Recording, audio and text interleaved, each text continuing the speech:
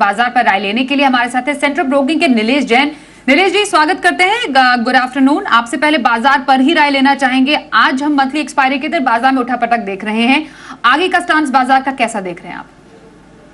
Very good afternoon to you. बिल्कुल, देखिए आज की वॉलेटिलिटी काफी एक्सट्रीम है। अगर आप वॉलेटिलिटी इंडेक्स पर भी नजर डालें तो ऑलमोस्ट 8% का उछाल हम देख रहे हैं। इनफैक्ट आप अगर इस सीरीज में, जनवरी सीरीज में अब तक का इंडिया विक्स का उछाल देखें तो लगभग 60% का उछाल हम इंडिया विक्स में देख चुके हैं। तो जिस हिसाब से वॉलेटिलिटी बढ़ रही है तो मार्केट कहीं ना कहीं एक कॉज ऑफ कंसर्न बना हुआ है। यहाँ पर विक्स का कूल ऑफ होना बहुत जरूरी है। अगर हम निफ्टी की भी बात करें तो यहाँ पर निफ्टी अपने long term 200 day moving average का रेजिस्टेंस फेस कर रहा है और उसके नीचे फिलहाल ट्रेड कर रहा है। तो रेजिस्टेंस जो है वो 25,150 का है। उसके ऊपर अगर ये टिकता है तभी यहाँ पर एक शॉर्ट कवरिंग हमें बनती हुई नजर आएगी। बट आज की जो एक्सपायरी है निफ्टी की मंथली ओपन की एक्सपायरी, वो कहीं ना कहीं हमें लग रहा है कि 25,000 से 25,200 की रेंज में एक्सपायरी हो सकती है। और ओवरऑल जो मेजर स्ट्रक्चर है वो अभी भी वीक साइड में बना हुआ है। पुल बैक्स अगर कोई भी मिलता है तो वहां पर फिर से हमें बिकवाली ऊपरी स्तर पर देखने को मिल सकती है। अगर आप बैंक निफ्टी पर भी नजर डालें, यहाँ पर भी हमें ऊपरी स्तर पर दबाव देखने को मिल रहा है। बट पॉजिटिव ट्रिगर ये है कि ये बैंक निफ्टी अभी भी अपने 100 एंड 200 डे मूविंग एवरेज के काफी ऊपर ट्रेड कर रहा है। तो 58,300 का काफी स्ट्रॉन्ग सपोर्ट है। कंपेरेटिवली अगर आप देखें तो बैंक निफ्टी का स्ट्रक्चर बेटर नजर आ रहा है compare to the Nifty index. तो ये रही निफ्टी बैंक पर सलाह नीलेश जी की तरफ से। आइए अब जरा समझते हैं, आज एशियन पेंट्स के नतीजे आने वाले हैं, इसको लेकर अनुमान क्या कहता है? हमारे साथ जानवी बनी हुई है लगातार। जानवी, जरा बताइए कैसे रह सकते हैं एशियन पेंट्स के नतीजे? बिल्कुल, नतीजे अच्छे रहने की उम्मीद है। काफी टाइम बाद अगर देखें तो पेंट कंपनीज के लिए टर्न अराउंड जो है ये आता हुआ दिख सकता है। कंपनी की रेवेन्यू ग्रोथ की बात करें तो रेवेन्यू में करीबन 5% की बढ़त का अनुमान लेके चल रहे हैं। 8,990 करोड़ के पास जो है कंपनी रेवेन्यू दर्ज कर सकती है। EBITDA में भी अगर देखें तो 8% की बढ़त का अनुमान है।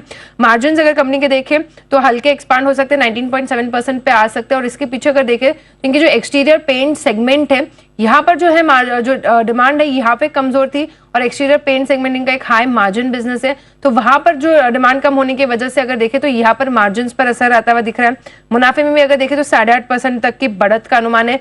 वॉल्यूम ग्रोथ अगर देखें तो डोमेस्टिक डेकोरेटिव सेगमेंट वॉल्यूम में जो वॉल्यूम ग्रोथ है करीबन 10% का अनुमान है। एक हाई बेस की वजह से अगर देखें तो वीक बेस की वजह से यहाँ पर फायदा मिलता हुआ दिखेगा। प्राइसिंग पर जो प्रेशर है ये लगातार अभी भी अगर देखें तो ये बढ़ता हुआ दिखेगा, क्योंकि कंपटीशन जो है काफी इंटेंसिफाई हो चुकी है पूरी इस सेक्टर में। लेकिन जो मैनेजमेंट की कमेंट्री रहेगी इस पर ज्यादा नजर रखनी होगी, क्योंकि ये रॉ मटेरियल ट्रेंड्स की प्राइसिंग क्या है, क्योंकि कच्चा तेल अभी काफी नीचे ट्रेड कर रहा है। तो यहाँ पर क्या बेनिफिट मिलता हुआ दिख सकता है कंपनी को। और बारिश के चलते जो एक स्लो डाउन आया था, अब उसके रिवाइवल के जो संकेत है ये कैसे मिल रहे हैं, तो मैनेजमेंट की कमेंट्री पर भी नजर रखनी होगी। बिल्कुल, तो नजर रहेगी एशियन पेंट्स के नतीजों पर। धन्यवाद करेंगे जानवी ये प्रीव्यू हमारे सामने रखने के लिए। बस एक छोटा ब्रेक यहां पर लेंगे, ब्रेक के बाद वापस लौटेंगे और जरा समझेंगे इस बाजार में खरीदारी के मौके कहां पर नजर आ रहे हैं। बने रहिए हमारे साथ।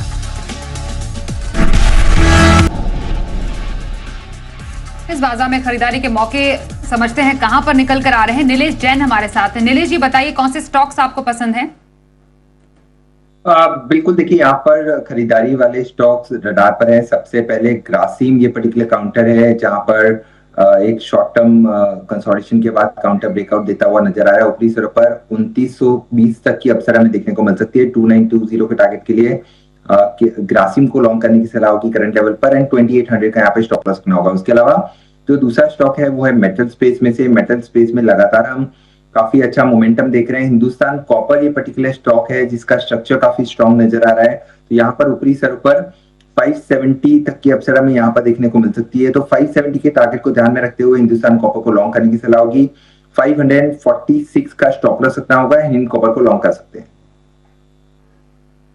बिल्कुल, ग्रासिम और हिंदुस्तान कॉपर दो पसंदीदा स्टॉक्स। नीलेश जी की तरफ से टारगेट ग्रासिम पर 2930 का बनेगा, 2800 का स्टॉप लॉस लगाएं। और माफ कीजिए, हिंद कॉपर में 570 का टारगेट, 546 का स्टॉप लॉस लगाने की सलाह आ रही है।